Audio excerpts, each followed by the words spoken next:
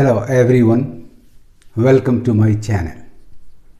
Students, today I have brought for you the common errors of adverbs part 2.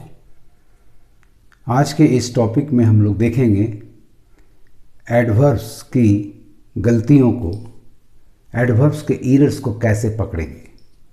तो आइए topic शुरू करते हैं। Question number 1, She wrote a letter here well today. इस sentence में आपका एडवर्ब्स है here adverb of place, well adverb of manner and today adverb of time. जब भी ये तीन एडवर्ब्स हों तो नॉर्मल ऑर्डर इनका होता है MPT,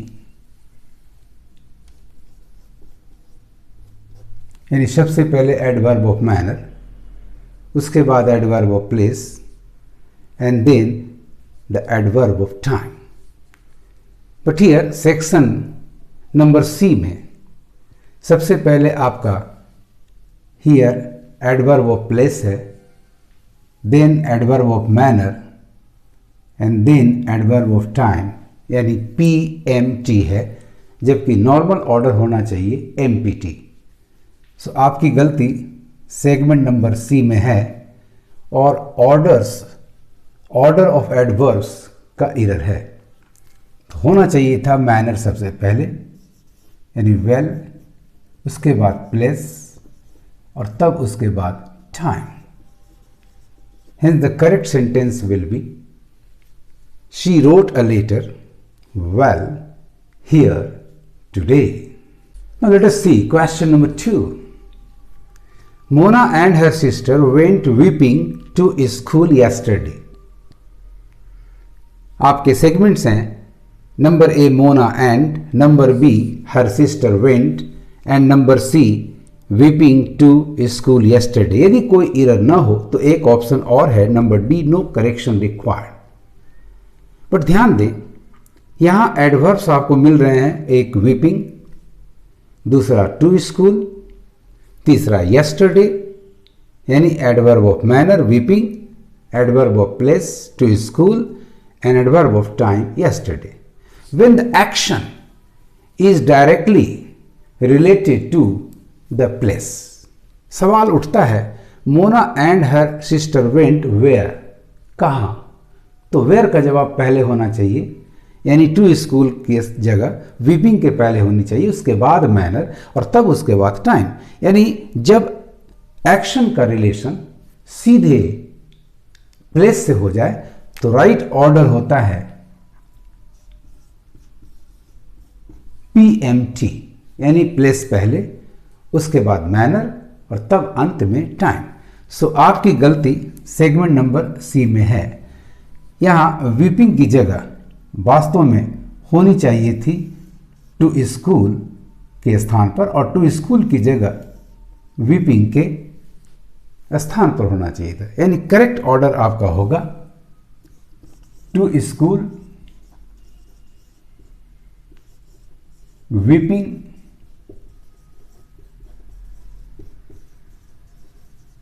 yesterday. The correct sentence will be Mona and her sister went where to school. How? कैसे? Weeping.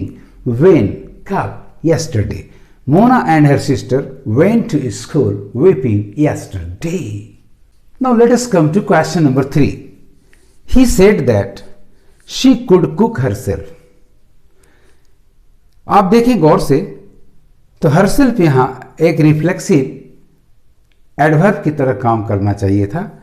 अर्थ आ रहा है she could cook alone without anybody's help, यानी जब भी रिफ्लेक्सिव वर्ड एडवर्ब का काम करे और सेंटेंस में एक्शन का ऑब्जेक्ट नहीं हो तो वो खुद ऑब्जेक्ट बन जाता है। अर्थात मीनिंग अच्छी नहीं आ रही, गलत आ रही है। शी कुड कुक हरसेल्फ का अर्थ आ रहा है वो खुद को पका सकती है, जबकि सेंटेंस होना चाहिए था वो खुद भोजन पका सकती है।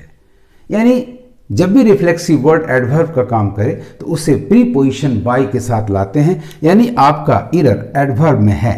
नंबर सी, कुक हरसेल्फ में हरसेल्फ की जगह पर हरसेल्फ का प्रयोग बाय के साथ होना चाहिए था, यानी आपका करेक्ट एडवर्ब होगा bye herself.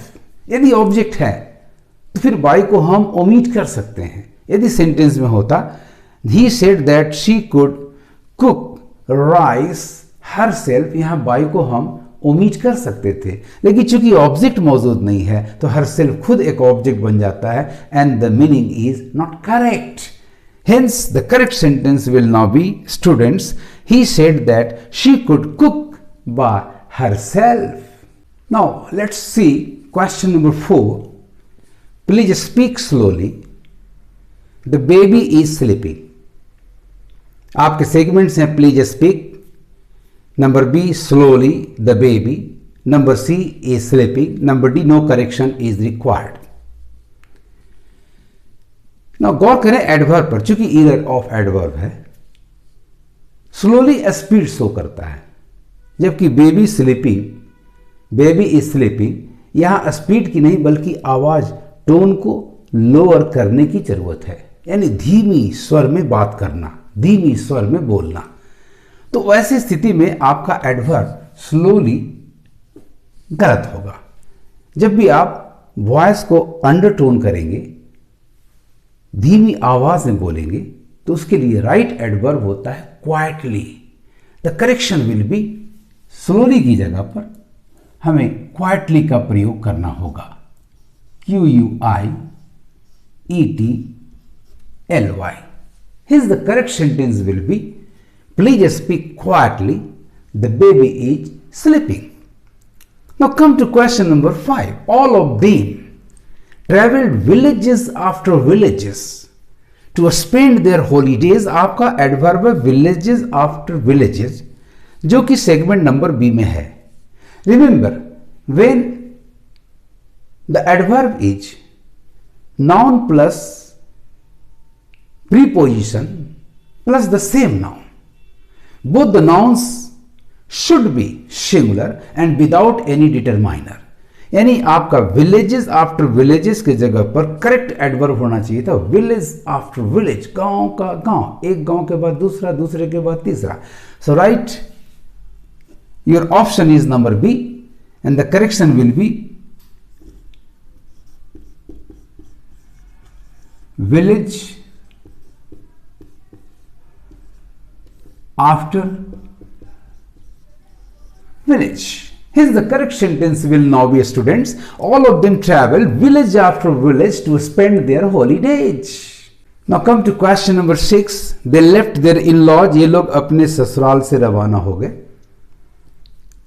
with bag and baggage, सारे सामानों के साथ। Your adverb is with bag and baggage here, which we see in segment number C। Remember, when two nouns with and act as an adverb, it requires no preposition at all। तो फिर इसे किसी preposition की जरूरत नहीं होती। तो bag and baggage के साथ जो विद प्रीपोजिशन आ रहा है, that is not correct. So your error lies in segment number C and the correction will be only bag and baggage without the preposition with। Hence the correct sentence will now be, they left their in-laws bag and baggage। इस तरह से आप ध्यान देंगे, और हमेशा ध्यान देना है कि जब भी दो सेम नाउन्स प्रीपोजिशन के साथ जुड़े हों तो हमेशा सिंगुलर होना चाहिए। जब भी दो नाउन्स डिफरेंट होंगे एंड से जुड़े हों तो उसके साथ प्रीपोजिशन नहीं होना चाहिए। तो स्टूडेंट्स, आप मेरे वीडियो को लाइक कर लें और इसे शेयर कर लें। यदि आपने मेरे चैनल को अभी तक सब्सक्राइब नहीं किया है तो इसे सब्सक्राइब कर लें और साथ साथ बेल आइकन को भी प्रेस कर लें ताकि आपको लेटेस्ट नोटिफिकेशंस मिलते रहें। Now come to question number 7। He ran fastly in order to reach school on time. आपके सेगमेंट्स हैं number A he ran fastly, number B in order to, number C reach school on time, no correction required. आपके adverbs यहाँ number A में fastly है, and number C में sorry on time है। On time is correct but fastly is not correct because there are some adverbs which act as adverbs in the form of adjectives, अर्थात वे L Y नहीं लेते, fast उन्हीं में से एक है। सो your error lies in segment number A. Correction fastly की जगह पर फास्ट होना चाहिए था, यानी आपका सेंटेंस होना चाहिए था he ran fast in order to reach school on time. Question number 8 he asked them where they were at the beginning. यहां सेगमेंट्स हैं, number A he asked them, number B where they were and number C at the beginning. यदि कोई error नहीं है तो आपका option number D है, no correction required.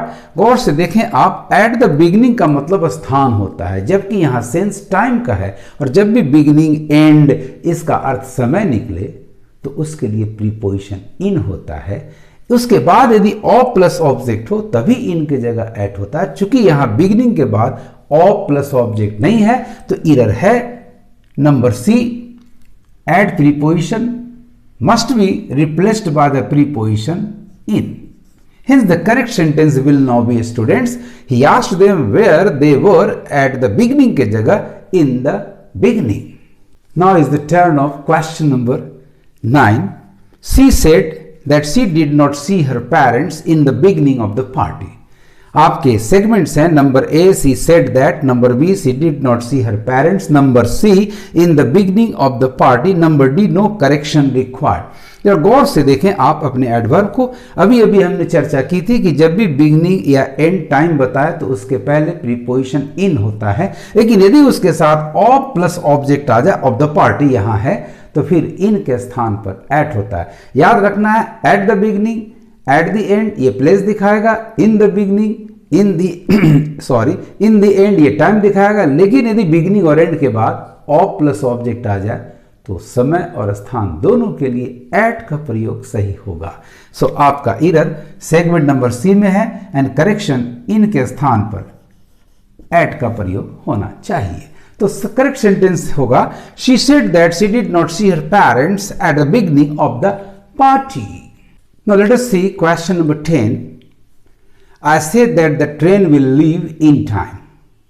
आपके सेगमेंट्स हैं, A I say that, B the train will leave, C in time, D no correction required. Remember, कोई भी गाड़ी खुलेगी, कोई भी काम शुरू होगा, स्कूल का लगना, गाड़ी का खुलना एकदम राइट टाइम पर होगा, उसके लिए सही फ्रेज होता है ऑन टाइम, ना कि इन टाइम। यानी आपकी गलती है नंबर सी में और करेक्शन होगा इन के जगह पर ऑन होना चाहिए।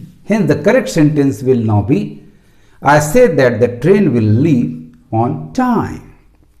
Number 11, she told me to reach the station on time. आप किसी को भी कहेंगे समय पर स्टेशन पहुंचना तो एक मार्जिन लेकर चलना होगा ताकि गाड़ी छूट न जाए। तो गाड़ी खुलेगी ऑन टाइम बट आप पहुंचेंगे थोड़ा पहले, यानी in time is the correct expression here. Sorry, hence your error lies in segment number C. Correction on के जगह पर इन होना चाहिए। सही समय पर किसी काम का होना ऑन टाइम, आपका उस काम को करना या वहां पहुंचना in time. Now come to question number 12. There was a debate between us whether the train was running on time.